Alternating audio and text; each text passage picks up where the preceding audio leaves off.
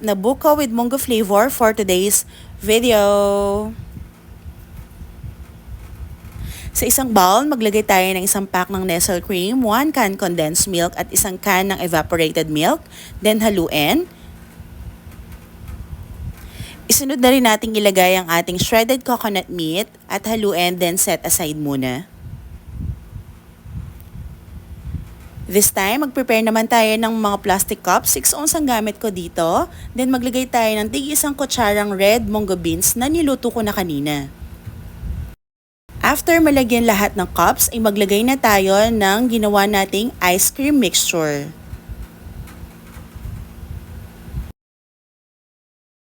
I-cover lang natin lahat ng aluminum foil or kahit anong malinis na plastic na meron kayo. And then, butasan natin sa gitna. Meron ako dito mga popsicle sticks na